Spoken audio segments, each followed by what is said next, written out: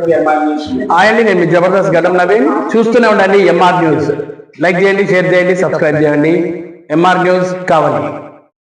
అధ్యక్షుడిగా పనిచేసినటువంటి వాళ్ళు, ఉదయగిరి ప్రాంతంలో నల్లవేల తిరుగుల వాళ్ళు, ప్రతి గ్రామంలో కూడా 30 నుంచి 50 మందిని పేరు పెట్టించే చదవనటువంటి వాళ్ళు.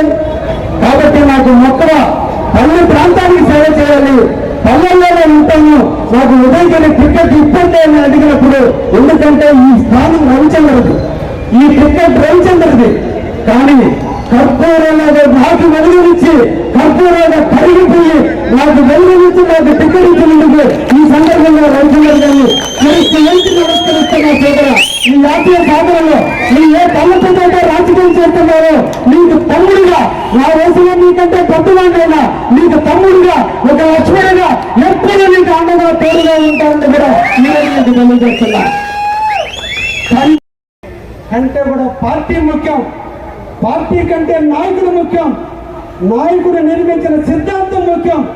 ఆ సిద్ధాంతం కోసం నా పదవి కాదు, ఈ పార్టీ కావాలని బుధస్కంధాల మీద మోసుకొని నిరంతరం కూడా తన శరీరంలో కూడా టయాన్ని కూడా వెచ్చించకుండా రాష్ట్ర నలుమూలలో తిరిగి ఈ రోజున ఆంధ్రప్రదేశ్లో తెలుగుదేశం గెలిపించి ఈరోజు ఎంతో మంది కార్యకర్తలకి 2014 నుంచి 2019 వరకు తెలుగుదేశం పార్టీలో కష్టపడి పనిచేసి వర్కులు చేసిన వాళ్ళకి డబ్బులు రాకపోతే వాళ్ళ కష్టాలన్నింటినీ భుజం మీద మోటగా మోసుకుని డబ్బులు ఇప్పించిన ఏకైక ధీరేటప్పుడు మా రవిచంద్ర.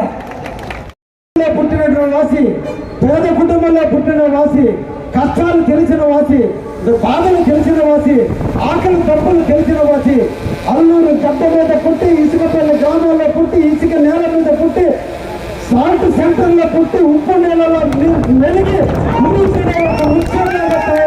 ఈ రోజు తెలుగుదేశం పార్టీకి దిశ చంద్రబాబు గురు చేయిగా ఉండి ఈ రోజు రాష్ట్రంలో 2024 సంవత్సరంలో తెలుగుదేశం గెలిచిందంటే దానికి ప్రధానమైనటువంటి వ్యక్తి కూడా ఈ రవిచంద్రన్ చెప్పాలి. అక్కడ మనం హక్కు చేర్చుకున్నామని, ఈ ప్రాంతం వ్యవసాయ ప్రాంతంగా ఉంది, దీన్ని పారిశ్రామిక ప్రగతిగా మార్పు చేసేదానికి మన ఇద్దరం కృషి చేద్దామని ఈ రోజు ఈ రాష్ట్రంలో 175 నియోజకవర్గాలు ఉంటే అతి తొందరలో అభివృద్ధి ప్రదాత అయినటువంటి శ్రీరామచంద్రుడి చంద్రబాబు నాయకత్వంలో ఈ రోజు మన ప్రాంతం అభివృద్ధి చెందబోతుంది. ఈ రోజు పారిశ్రామిక వాడుగా ప్రగతి చెందబోతుంది. ఒకవైపు రామాయపట్నం, ఇంకొక వైపు ఏర్పెట్టు, ఇంకొక వైపు జువెల్దిని హార్బర్, ఈ రోజున బీపీసీఎల్ కంపెనీ, ఇండోసాలర్ కంపెనీ వస్తుందంటే మన ప్రాంత ప్రజలందరికీ కూడా జీవనోపాధి వచ్చేదానికి నాంది పలకబోతున్న తరుణంలో నా సోదరుడు పేదార్ రవిచంద్ర గారికి ఎమ్మెల్సీ పదవిచ్చి, నాకు ఒక ధైర్యాన్ని ఇచ్చి, నాకు ఒక తోడునిచ్చి ఈ రోజు మేమిద్దరం ఎక్కడికి పోయినా పనులు చేసేదానికి, ఈ కావుల్ని కాపు కాసుకునేదానికి, ఈ కావుల్ని అభివృద్ధి చేసుకునేదానికి, ఈ ప్రతి ప్రజకి కూడా సేవ చేసేదానికి మా ఇద్దరికి అవకాశం కల్పించిన చంద్రబాబు నాయుడికి మనందరం కూడా చప్పట్ల మధ్య, ఏళ్ళ మధ్య శిరస్సు వంచి నమస్కరిస్తున్నాం.